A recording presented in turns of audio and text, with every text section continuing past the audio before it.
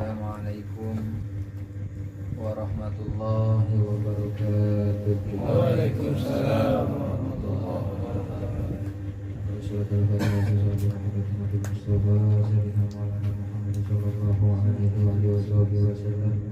Wa alihi wa ashabihi wa azwajihi wa dzurriyyatihi wa ahli baitihi wa la ilaha illa huwa syahidul wa syahidul basir wa syahidul rahim wa syahidul wa usulihim wa burahim wa azwajihim wa dzurriyyatihim jami'an zumaila rahmatullahi wa barakatuh wa sallallahu wa habibina wa sallallahu walid al-hayyul rahim wa sallallahu as-sakabun ya rabbi wa alihi wa ila ahwali wa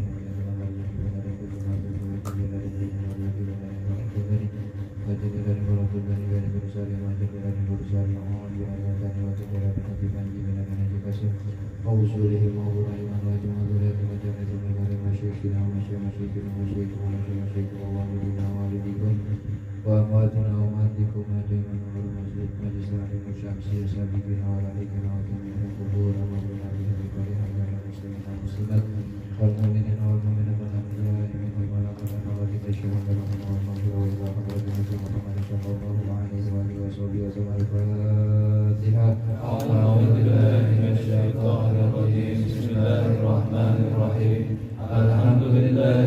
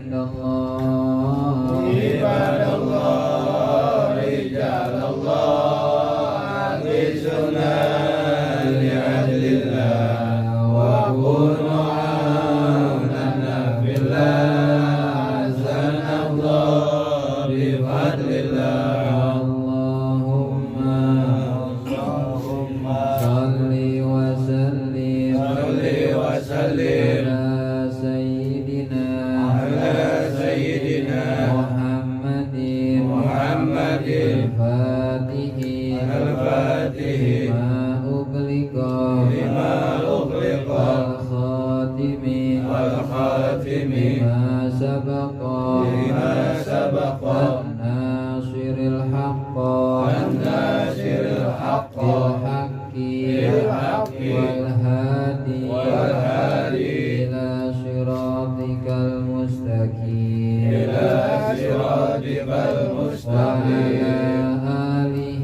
وعلى آله وصحبه حق قدره ومقداره العظيم اللهم أخرجنا من ظلمات الوهم وأكرمنا بنور الفهم وافتح علينا بمعرفة العلم وحسن أخلاقنا بالحلم وسهل لنا أبواب فضلك وانشر علينا من خزائن رحمتك يا أرحم الراحمين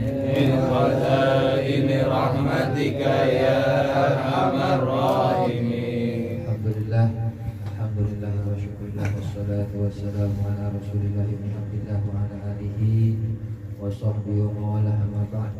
Hadirin muhtaram yang para alim ulama, para asatidz, bila khusus guru kita bersama Al-Mukarram Ustaz Muhammad Sujai, yang kita doakan mudah-mudahan beliau senantiasa dipanjangkan umurnya oleh Allah Subhanahu wa taala, diberkahkan segala rezekinya, diberkahkan dalam keluarganya, dikabulkan segala hajat-hajatnya.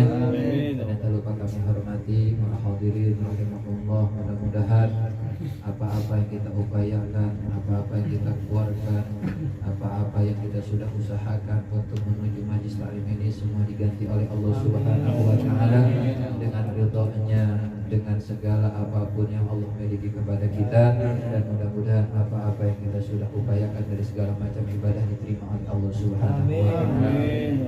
Melanjutkan dari pembahasan sebelumnya, yang mana sebelumnya sudah kita panjang lebar membahas tentang rukun-rukun wudu, dan juga sebelumnya sudah kita bahas tentang masalah air, yang mana dengan air itu kita bisa gunakan untuk bersuci. Maka pada malam hari ini kita sedikit membahas tentang perkara-perkara yang menyebabkan wudu kita batal. Bismillahirrahmanirrahim. Bismillahirrahmanirrahim. Bismillahirrahmanirrahim. Qala Syekh Ali rahimahullahu taala wa adaman nafa bihi wa bi ulumihi bidarini aminil anwal waladhi, dan adapun perkara itu yang membatalkan apa alladhi al-wudu'a akan wudu itu khamsatu asya'a, ada 5 perkara. Jadi ketika kita sudah memiliki wudu dan mengalami salah satu yang akan disebutkan, maka secara otomatis wudu kita batal. Dan ketika wudu kita batal, kita punya hadas kecil. Dan apa itu hadas? Hadas itu adalah amrun i'tibariyun yaqumu fil abdi yamna'u sihhatas shalat haitsu la murakhis. Jadi namanya hadas adalah perkara yang sifatnya i'tibari, dianggap ada. Tidak kasat mata, tapi dianggap ada. Yang mana perkara i'tibari tersebut ada pada seorang hamba. Dan ketika hadas itu ada pada seorang hamba, maka mencegahnya dalam sah sholat. Jadi orang kalau misalnya melaksanakan sholat atau perkara-perkara yang batal, yang membutuhkan wudhu seperti tawaf, kemudian dia masih punya hadas, otomatis sholatnya, tawafnya itu semuanya dianggap tidak sah. Haitsu lam murakhis, sekiranya tidak ada perkara yang meringankan. Kalau ada perkara yang meringankan bagaimana? Maka tidak jadi masalah sholat tanpa wudu. Ketika seseorang dalam suatu keadaan tidak mendapatkan air, tidak mendapatkan debu, maka dia dinamakan faqidut tahurain, orang yang tidak mendapatkan 2 alat bersuci, yaitu adalah air dan debu. Maka dia boleh sholat tanpa menggunakan wudu, tanpa menggunakan tayamum. Tapi nanti kalau ketemu air, sholat yang dilaksanakan tanpa menggunakan wudu tersebut harus dikodok, harus diulang. Kembali kepada pembahasan yang pertama, bahwasanya perkara yang membatalkan wudu ada 5 perkara. Pertama adalah ma kharaja min ahadis sabilaini, adanya sesuatu yang keluar dari salah satu 2 jalan, baik jalannya jalan kemaluan atau jalannya adalah jalan anus. Jadi ketika apapun yang keluar dari kemaluan kita atau dari anus kita, mau itu bentuknya biasa atau tidak biasa, mau itu najis atau mutanajis, maka itu sudah membatalkan wudu kita. Yang biasa apa? Keluar dari kemaluan kita air seni, keluar tuh, maka wudu kita batal. Atau dari anus kita adalah kotoran manusia, atau yang tidak berbentuk zat, bentuknya angin, juga membatalkan wudu. Ada juga yang tidak biasa, naudzubillah, misalnya ada seseorang dari kemaluannya keluar nanah, ya, atau keluar darah, itu juga membatalkan wudu. Atau dari anus keluar batu, ya, itu juga membatalkan wudu. Nah kemudian juga nanti ada yang keluar dari anus itu, ada yang najis, ada yang mutanajis. Najis itu seperti kotoran manusia yang biasa kita keluarkan setiap harinya, itu najis. Ada yang mutanajis. Mutanajis itu adalah benda yang masuk ke dalam mulut, ketika keluar bentuknya sama, nggak berubah. Kalau najis itu ketika masuk ke dalam mulut sebuah makanan, diproses dengan lambung, ternyata yang keluar itu bentuknya berubah, baru najis. Kalau najis nggak bisa disucikan, tapi kalau mutanajis masih bisa disucikan. Contohnya adalah seperti batu, misalnya kemakan sama kita, keluarnya batu lagi, bentuknya sama, itu nggak najis, mutanajis. Kalau pengen disucikan, tinggal disiram air yang suci mensucikan, maka menjadi suci lagi itu batu. Atau yang biasa makan kangkung, makan genjer, berubah nggak? Nggak berubah itu. Kita makan, keluar lagi bentuknya sama tuh. Kalau kita nggak jorok, ambil lagi, cuci lagi, ya, itu jadi suci lagi. Bagaimana hukumnya ketika keluar itu? Tetap membatalkan wudu. Bahkan di dalam Hasyiah Baijuri dikatakan, ketika misalnya ada cacing keluar dari anus, palanya keluar tuh dari anus kita, masuk lagi dia, maka itu juga membatalkan wudu. Jadi apapun perkara itu, ketika keluar dari kemaluan atau dari anus, maka menyebabkan wudu kita batal. Terus bagaimana juga ketika dalam satu keadaan kita sakit perut nih, mules. Biasanya ketika perut itu sedang terpojok, ya, kayak ada sesuatu yang keluar. Nah, batal atau tidak? Dalam fikih kita dikatakan oleh Imam Syafi'i dan juga berlandaskan apa yang dikatakan oleh Sayyidina Umar bin Khattab, nahnu la nahkumu illa bidh-dhahir. Kita tidak menghukumi sesuatu kecuali dengan perkara yang zahir. Ketika terasa ada yang sesuatu keluar, tapi kita ragu, kayaknya ini bukan ada keluar, tapi ini adalah bunyi keroncongan perut, ya. Tapi ada baunya, berarti itu batal wudu kita. Tapi kalau nggak ada baunya, nggak batal. Karena kenapa? Tidak menunjukkan ada angin yang keluar. Begitu juga ketika kita setelah buang air kecil, karena istinjanya kurang rapi, tidak dipijat, itu kemaluannya tidak dehem, biasanya nanti dia langsung wudu setelah istinja. Nah kemudian sholat, pas lagi mau sujud kayak seret, ada yang keluar dari kemaluan. Kalau ada basahnya batal, najis tuh, dia punya sarung ketika terkena cairan tersebut. Tapi kalau nggak ada unsur basahnya, terusin sholatnya. Karena kita tidak menghukumi sesuatu kecuali dengan perkara yang nyata, perkara yang jelas. Itu yang pertama. Kemudian yang kedua, wathani an-naumu ala ghairi hayatil mutamakin. Tidur atas selain keadaan orang yang menetapkan pantatnya di atas tempat duduknya. Tidur telentang, tengkurap, tidur miring. Jadi kalau misalnya kita udah punya wudu dan kemudian tidur seperti keadaan yang tadi disebutkan, maka menyebabkan wudu kita batal. Kenapa bisa batal? Karena ketika mata itu merem, maka anus kita itu agak terbuka. sehingga tidak merasa aman ada sesuatu yang keluar dari anus kita. Sehingga ketika kita tidur dalam keadaan terlentang, dalam keadaan tengkurap, atau dalam keadaan berdiri, atau dalam keadaan tidur miring, maka itu menyebabkan wudhu kita batal. Terkecuali posisi tidurnya pantatnya rapat dengan tempat duduknya, seperti ini nih. Ya, kita duduk seperti ini. Nah, pantat kita rapat tuh dengan tempat duduknya. Tidur. Bangun, nggak batal. Dengan syarat dia mengawali tidurnya dan mengakhiri tidurnya posisinya sama.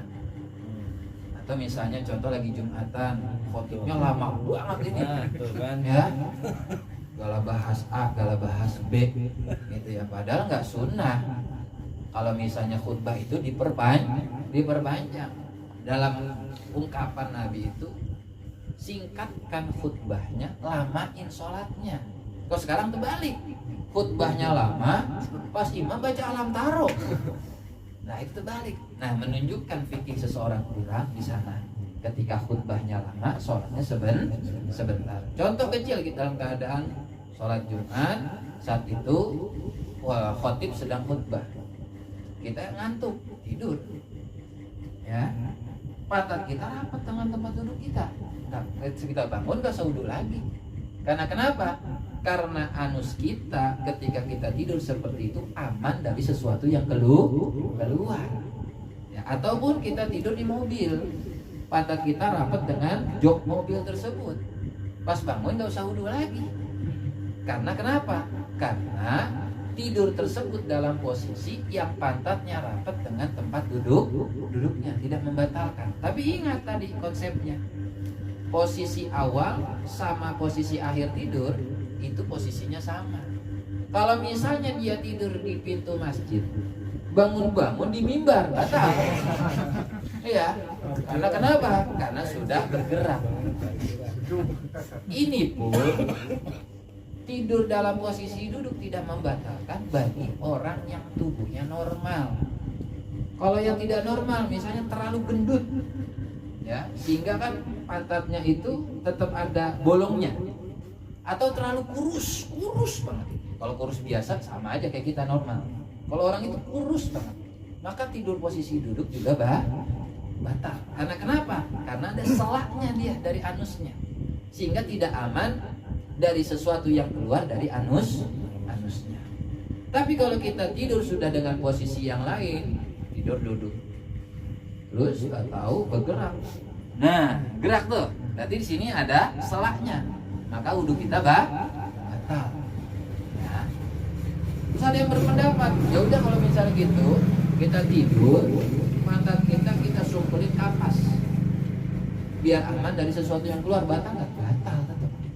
Karena yang tidak membatalkan adalah dalam posisi duduk, atau misal posisi duduk langsung ke lantai atau di atas jok mobil, itu tidak membatalkan wudhu. Kemudian wasalisu, dan yang ketiga, zawalul akli, hilangnya fungsi akal, disukrin sebab mabuk, au marodin, atau sakit. Jadi ketika fungsi akal seseorang itu sudah tidak berfungsi secara maksimal, dia mabuk, dia ayan, ya, kemudian dia pingsan, atau orang ini adalah orang yang terkena koma, penyakit tuh ya, udah parah banget, koma itu kan artinya sadar tapi nggak bisa bangun, maka orang ini pun sama wudhunya batal. Ya, jadi ketika akal itu sudah tidak berfungsi secara maksimal seperti gila, ayan, pingsan, maka wudhunya juga batal. Kemudian warobi'u, dan ada pun yang keempat, lamsur rojuli, menyentuhnya laki-laki, almar'ata, akan perempuan, al ajnabiyata, yang asing, menyentuh perempuan yang bukan mahram kita.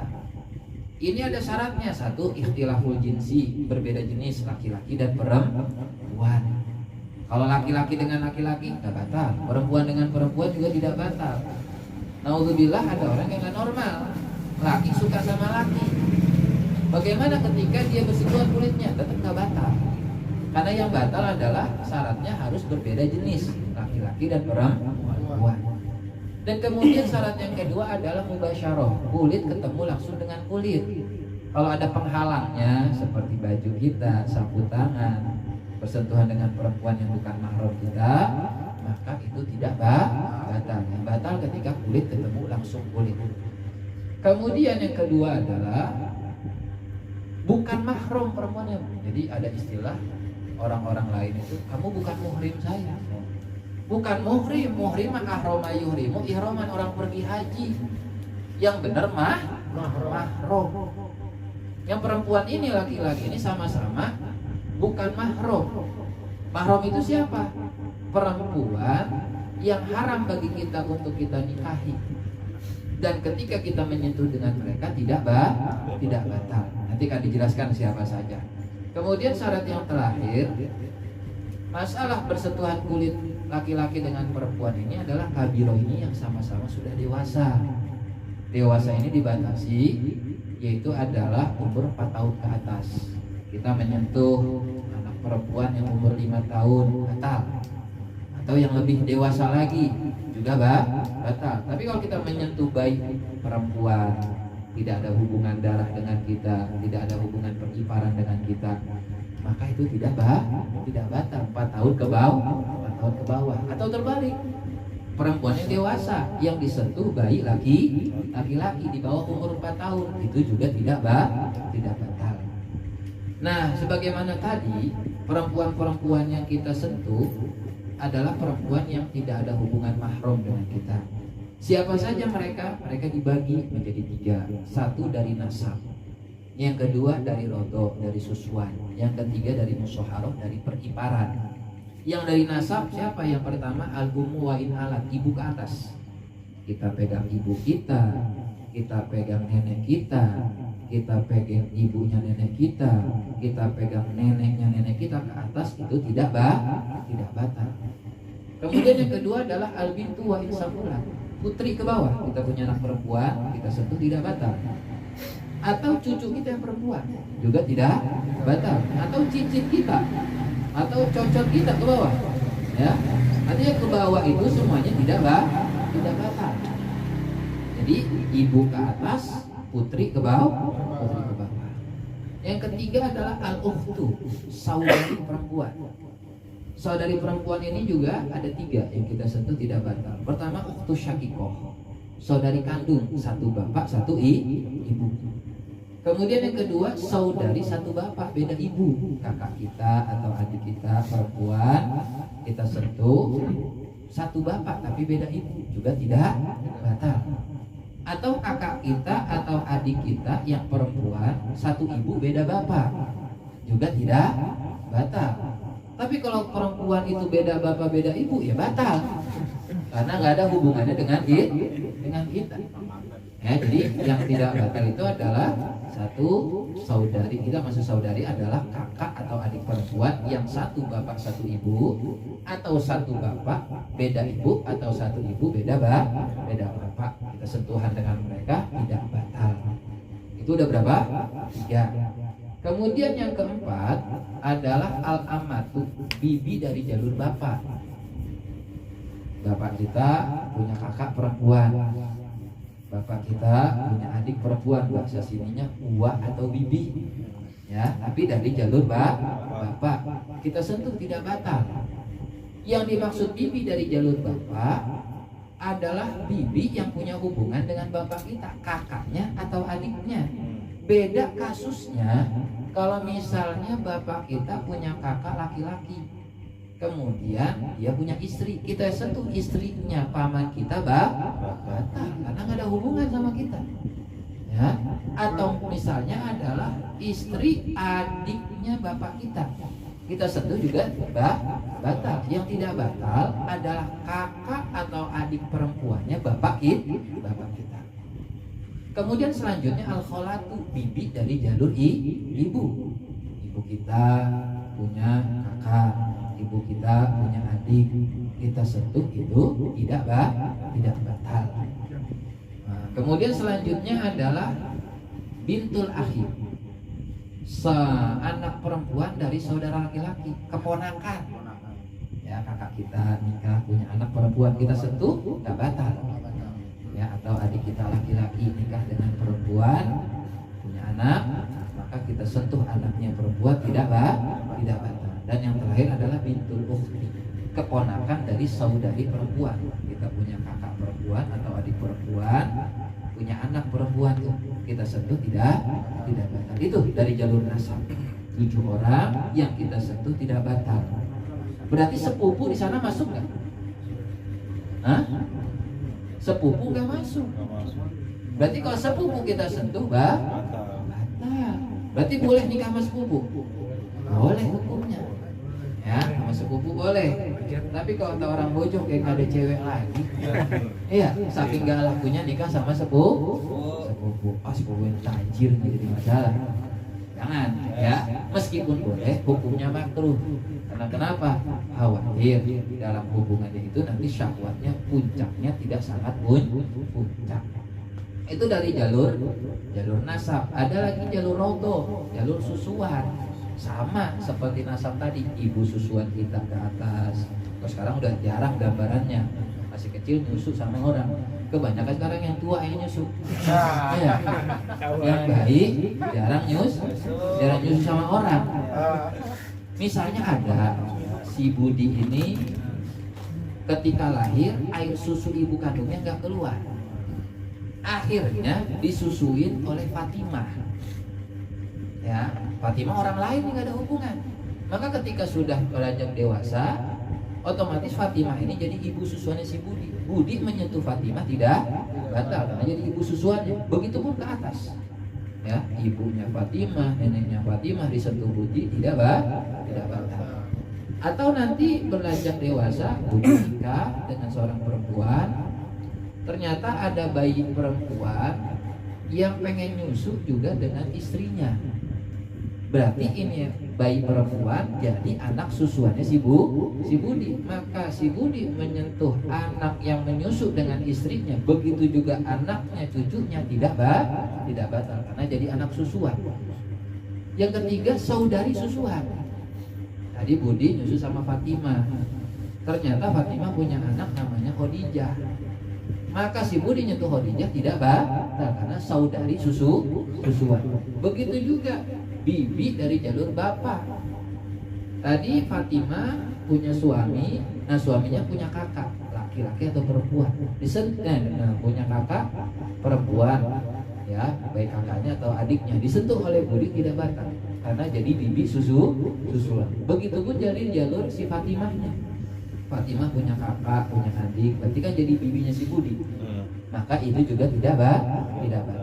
Kemudian keponakan susuan. Gambarannya tadi si Budi nyusu sama si Fatimah. Tadi Fatimah punya anak Khadijah. Selain Khadijah punya anak namanya Ahmad. Khadijah nikah, punya anak perempuan. Maka Budi nyentuh anaknya Khadijah tidak batal karena keponakan satu susuan. Begitu juga anaknya tadi Fatimah ada yang namanya Ahmad. Ahmad nikah, punya anak perempuan, disentuh sama si Budi juga tidak batal karena keponakan dari saudara laki-laki. Berarti sudah 14 tuh. Ya, nasab 7, dari jalur susuan juga tuh 7. Yang terakhir musyawarah dari jalur periparan. Periparan ada 4. Pertama ummu zaujah, ibunya istri, mertua kita sentuh tidak batal. Kemudian yang kedua zaujatul ibn, istrinya anak, mantu kita sentuh juga tidak batal. Yang ketiga adalah zaujatul ab, istrinya bapak. Maksudnya gimana? Maksudnya ibu tiri. Ya, ibu tiri kita sentuh itu tidak batal. Dan yang terakhir adalah anak tiri. 4 tuh. Mertua, mantu, ibu tiri, anak tiri. Ketika kita bersentuhan dengan 18 orang yang tadi disebutkan, maka wudu kita tidak batal. Adapun selain daripada 14 orang itu, 18 itu yang disebutkan, kita bersentuhan batal. Istri kita masuk gak tadi yang ke-18? Berarti batal. Kita sentuh istri kita dalam mazhab kita. Ya.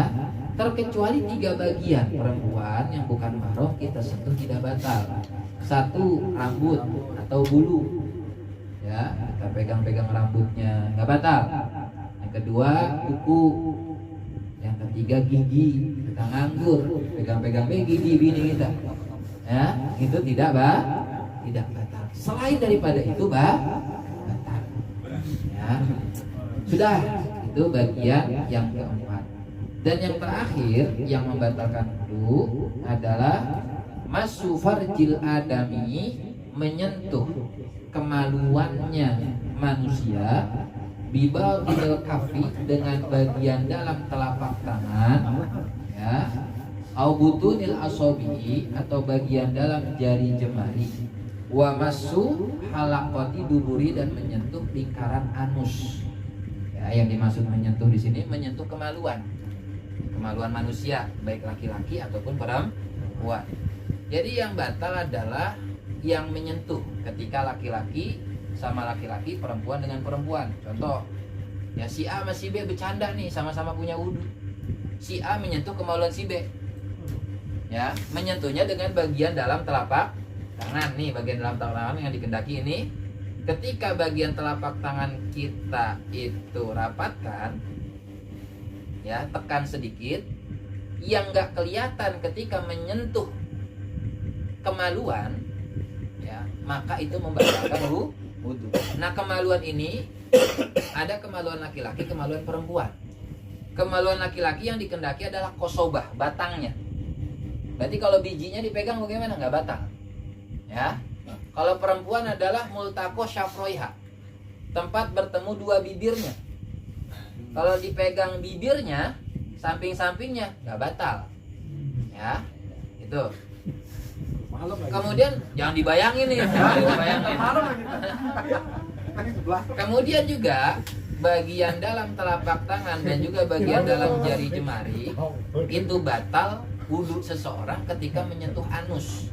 Anus itu apa? Lingkarannya tuh. Bool kalau bahasa kita ya. Ya, kalau misalnya pantat disentuh bagaimana? Nggak batal kalau pantat.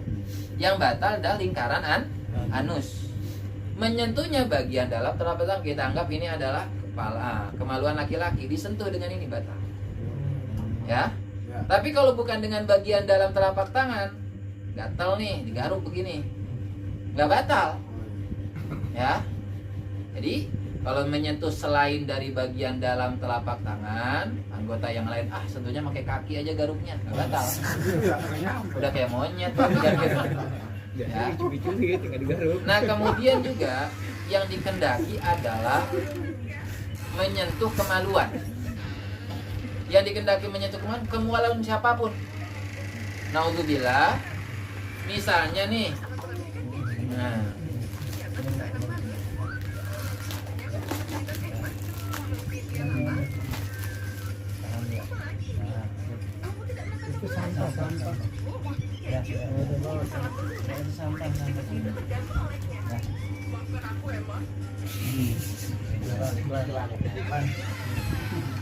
misalnya contoh dalam satu kasus ada seseorang yang bilang tabrakan sehingga kemaluannya putus.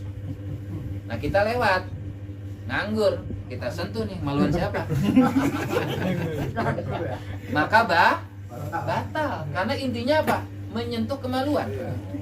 Begitu juga orang tua yang nyebokin anaknya, baik bapaknya atau ibunya, ketika nyebokin menyentuh bagian dalam telapaknya, telapak tangannya kepada kemaluan tuh anak atau anus si anak, batal. Ya, meskipun bapaknya, meskipun maknya batal. Ya, karena yang menjadi titik tekan adalah menyentuh kemaluan, yang menyentuh. Nggak masalah mahram, beda lagi nih. Kalau mahram tadi adalah kulit dengan kulit. Kalau kemaluan siapapun yang menyentuh batal. Nah, misalnya laki nih, ya, laki menyentuh daripada bibir kemaluan istrinya, batal nggak tadi? Yang batal bukan gara-gara menyentuh bibirnya, tapi kulit ketemu kulit. Nah, juga tadi dijelaskan, selain daripada bagian dalam telapak tangan dan bagian dalam jari jemari, misalnya pinggirnya nih, kita punya kemaluan, gatel, kita garuk nih dengan bagian samping jari kita, nggak batal. Karena ini bukan bagian dalam telapak tangan dan juga bukan bagian dalam jari jemari. Dicontohkan dalam satu kasus, seseorang buang air kecil, dia punya wudu, menyentuhnya begini, batal nggak? Hah? batal, ngencingnya batal. Iya, ininya nggak batal, nggak fokus ini. Iya. Jadi kalau megangnya gini nggak batal, ngencingnya batal. Ya. Jadi kalau kita nganggur, biar wudhu kita lagi punya wudhu, wudhu kita biar nggak batal, kita pegangnya kemaluan kayak sumpit, kayak tangan gini, main-mainin. Batal nggak wudhu kita? Hah? Ini kan, ini nggak batal. Ya, tapi nggak ada pikirannya ngapain main gitu ya. Nah itulah perkara-perkara yang tadi disebutkan yang membatalkan wudhu. Berarti selain itu tidak batal. Kan banyak pemahaman orang nih, udah sholat masih punya wudhu, makan. Terus ada yang bilang, ya mau sholat lagi atau mau menyentuh Quran, lah tadi kan ente makan batal. Toyor palanya ngaji bos. Makan nggak batal. Ada yang ngerokok, terus mau sholat masih punya wudhu, lah ente tadi ngerokok batal. Ngaji makanya ya, kok ngerokok nggak batal, tapi habis makan meskipun nggak batalin wudhu, ternyata itu kita mau sholat minimal kumur biar nggak ada sisa dagingnya di mari. Apalagi sholat ada sisa kambing menyebabkan sholat kita nggak khusyuk. Lagi sholat di tengah-tengah sayang kalau dibuang, main-mainin telan, batal sholat kita, wudhu kita tidak batal. Nah, dari sedikit kajian itu, mungkin para hadirin, para bapak-bapak, ada yang ingin ditanyakan, silakan. Ustaz nanya deh. Ya, boleh. Kan belakangan ini kan banyak tuh pergaulan bebas kayak gitu. Nah, kan ada biasanya itu nauzubillah min dzalik, kayak ada anak yang hasil dari hubungan haram gitu. Nah, itu gimana hukum yang megang anaknya itu? Hukum anaknya kalau dinikahin sama bukan bapaknya. hukum wudhunya kalau misalnya itu kan hasil haram nih. Kalau misalnya kita pegang kan kalau anak sendiri katanya nggak batal. Nah, ini hubungan haram kayak gitu. Nah, makanya tadi nih misalnya si A menghamili si B, sehingga si B sampai hamil, kemudian sampai punya anak. Kita anggap ini di atas 6 bulan ya pernikahan tersebut. Proses lahirnya sampai kurang 6 bulan. Nah kemudian akhirnya si A menikahi si B, ya bertanggung jawab dah.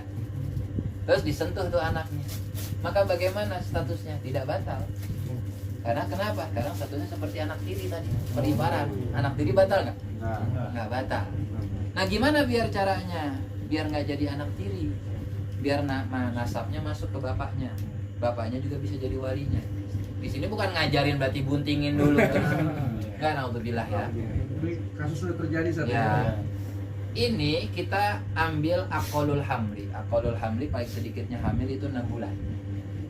6 bulan bisa dilahirkan ini anak dalam keadaan sehat, dalam keadaan normal. Nah, tiba satu kasus.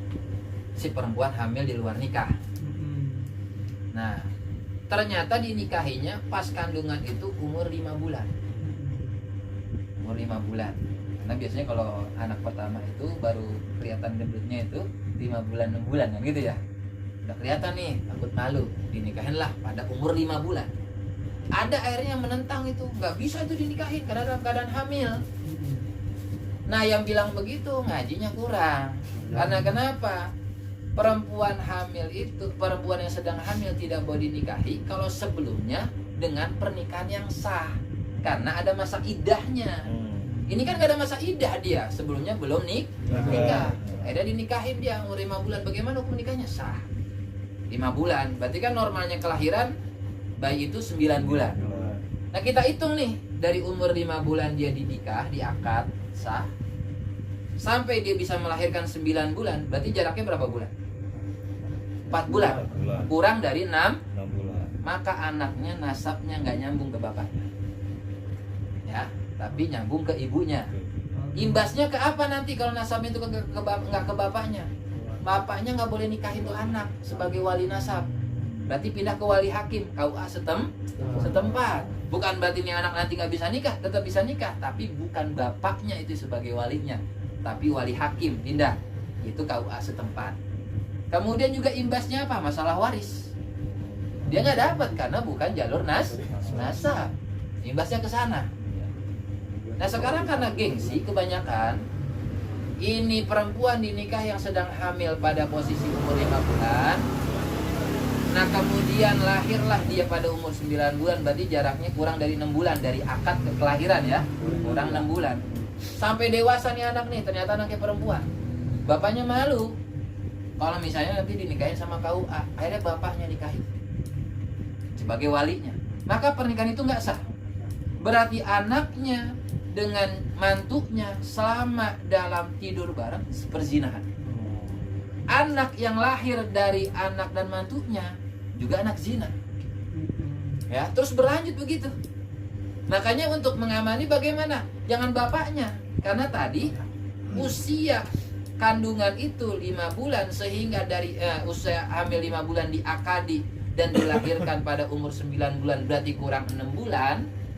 Biar aman nih anak nanti ke depannya, kalau anak ini perempuan maka dinikahi oleh wali hakim. Beda kasusnya kalau misalnya perempuan ini hamil di luar nikah, udah ketahuan pada umur 1 bulan, minta tanggung jawab lah ya. Pada umur 2 bulan kandungan dinikahin, diakadin sah kan? Berarti kan itu ada jarak berapa? Ke 9 bulan, 7 bulan, berarti di atas 6. Maka anaknya nasabnya ke bapaknya. Ternyata yang nikahin bukan yang ngebuntingin dulu, nggak jadi masalah.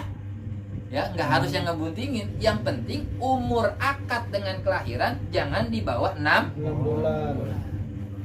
Kalau di bawah 6 bulan udah nggak sah. Bukan nggak sah. Maka anaknya nasabnya nggak ke bapaknya. Gitu. Ya. Gimana? Makasih deh. Ya. Kalau meskipun ini setelah anaknya lahir terus dinikah ulang lagi kayak gitu, itu sama aja. Sama aja. Umur anak sama aja. Jadi umur akad nikah dengan kelahiran jangan sampai kurang dari 6 bulan. Karena kenapa kok 6 bulan di atas 6 bulan itu atau 6 bulan atau ke atasnya nasabnya nyambung ke bapak? Karena mungkin sangat memungkinkan bayi yang lahir nanti spermanya dan sperma suami yang akad. Ya, karena bisa lahir dalam keadaan sempurna.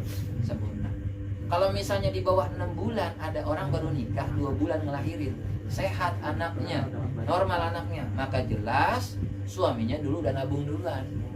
Karena nggak ada sejarahnya bayi lahir di bawah 6 bulan sehat kecuali wafat. Ya, kalau sehat minimal itu hasil istiqra daripada Imam Syafi'i adalah 6 bulan. Nabung menimbun nih. Kodol entar. Nah gitu ya. Karena nasabnya nggak nyambung dinikahin, maka bapaknya statusnya di bapak tiri. Disentuh tidak batal. Anaknya laki ternyata disentuh bapaknya batal nggak? Ya kagak, laki malah laki. Ya. Orang Jawa aja kagak. Anak umur. Ya, ada lagi? Ngadopsi anak, nah bahaya juga ke depannya. Ternyata yang diadopsi perempuan. Nggak tahu tuh wali nasabnya. Ternyata yang adopsi yang melaksanakan jadi wali, nggak sah pernikahan. Ya kalau emang udah dicari nggak ada, larinya ke wali hakim. Dan bapaknya menyentuh anak adopsi batal karena nggak ada hubungan tirinya, nggak ada kan di sana ya. Iya kalau perempuan batal. Kalau adopsi laki-laki nggak apa-apa. Nama ini Ya laki-laki perempuan nggak apa-apa, hasilnya bebas, tapi harus tahu hukum. Ya, jangan sampai sentuhan. Ya, nanti kedepannya si anak jangan sampai nuntut warisan karena nggak ada haknya, kecuali hadiah. Beda lagi kasusnya. Ya boleh aja ngadopsi anak laki-laki dan perempuan, tapi yang jelas harus tahu ilmu. Kayaknya anakan perempuan lebih nurut, iya, tapi hukumnya nanti ke sana, jangan sampai sentuhan. Dengan saudaranya juga, anaknya bapaknya ini yang adopsi yang kandung bersentuhan batal. Dengan bapaknya batal, dengan anaknya juga batal. Ya. Kalau laki-laki gimana ngadopsi? Ya nggak jadi masalah. Boleh juga, boleh laki-laki, boleh perempuan. Yang penting tahu hukumnya masing-masing. Karena kalau udah ada ilmunya semuanya juga enak. Yang penting jangan ngadopsi istri orang. Ada lagi? Kalau ini tak nanya, kalau misalnya istrinya gitu kan ngadopsi anak, anaknya laki mau sholat kan suka disalin, batal gak itu? Batal ya tadi. Oh, sudah dewasa. Sampaikan tetangga. Iya, Tapi kalau sudah doang disusuin gitu. gimana Sat? Itu nggak Apa? masuk Kalau kan bayi, ada Sat. suka mau Disusuin? sholat Oh, enggak disusuin gitu kan di dia. Oh, disusuin satu. Umurnya di bawah 2 tahun. Yang kedua minimal menyusui 5 kali. Gitu ya. Baru jadi anak susuan. Iya, langsung. Kalau anak susuan itu hanya sekali disusuin, belum jadi anak susuan. Minimal 5 kali udah kenyang. Dan di bawah 2 tahun. Nah kan ada tuh satu ustadz bilang, kalau suami jangan suka nyusu sama istrinya, ntar jadi anak susuan. Nggak nyambung itu. Karena minimal umur 2 tahun udah mahkota. Iya. Abi keren, jangan keren. Jangan luasa. Udah kayak baby face. Ya pantesan anak kita nggak menyusu yang baik, udah bawa Samsung kan. Anak Begitu. saya ngomongin kok rokoknya mau jigo. Bos Elo. Ada lagi? Itu persentualnya kalau ada penghalang, misal kita sholat Jumat bawa cucu, terus kepepet TV-nya pengen gitu, kita cebokin, wah biar nggak batal wudhu, pakai plastik gitu ya, Nggak batal. nggak batal ya. Iya. Itu masalah yang terakhir, menyentuh anus. Nah, berarti pakai penghalang nggak apa-apa. Pakai penghalang. Biar- Ya nggak boleh. biar lagi apa lagi aja deh. Kalau sholat Jumat tuh buru misalnya. Anus kan itu, anus. Mereka anus. Kan ada aninya. Gue harus cebokin. Nggak taunya mencret. Bisa buat bersih. Mancing ya, mancing pakai. Menggaruk nggak apa-apa tuh menggaruk.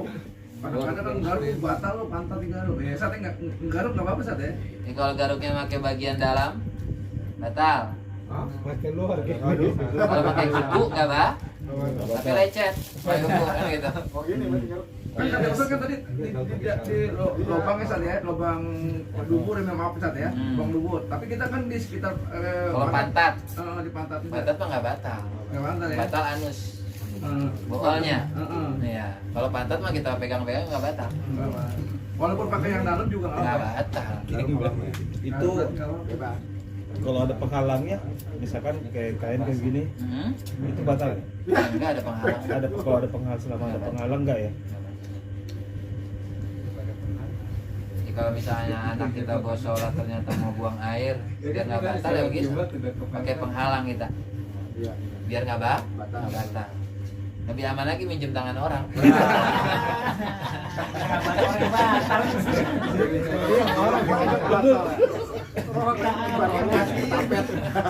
Kita nggak batal Sat, tapi orangnya batal. Enakan. Jadi dibedain tuh ya, menyentuh kulit dengan menyentuh kemaluan. Kalau menyentuh kulit, perempuan-perempuan yang bukan mahram dengan kita, Iya. maka batal. Kalau yang bukan mahram, kalau yang mahram nggak batal. Kalau menyentuh kemaluan atau menyentuh anus, siapapun yang menyentuh batal, meskipun tadi orang tuanya Orang tuanya sendiri. ini kan ibunya sendiri, itu masalah kulit dengan kulit. Tapi kalau menyentuh kemaluan, batal. Atau misalnya ada suami meninggal, kemudian dimandiin sama istrinya, ya maka yang batal yang menyentuh. Istrinya menyentuh kemaluan, Batal. cukup ya, nanti sambil santai baru ada pertanyaan lagi bebas. Mudah-mudahan ada manfaatnya, ada berkahnya, semoga bisa kita amalkan. Bismillahirrahmanirrahim. Fatihah. Alhamdulillahirabbil alamin arrahmanir rahim maliki yaumiddin. Iyyaka na'budu wa iyyaka nasta'in ihdinas siratal mustaqim siratal ladzina an'amta 'alaihim ghairil maghdubi 'alaihim waladdallin. Rabbana ya rahman wa ya rahim malika irhamna. Amin. Fatihah. Fatihah. Doa wa la tukhayyib rajana wa ahsin akibatana fi umuri kulliha wa ajirna min khizyid dunya wa adzabil akhirah. Allahumma hdina min indik wa afid alaina min fadlik wa anshur alaina min rahmatik wa anzil alaina min barakatik wa anzil alaina min barakatik wa anzil alaina min barakatik wa bisna libasa afik wa afiyatik bi rahmatika ya arhamar rahimin. Allahumma inna nas'aluka husnal khatimah wa husnal khatimah wa subhanaka Allahumma wa tahiyyatu biha salam wa akhiru da'wahum alhamdulillahi rabbil alamin. Alhamdulillah ala ni'amillah alhamdulillah ala barakati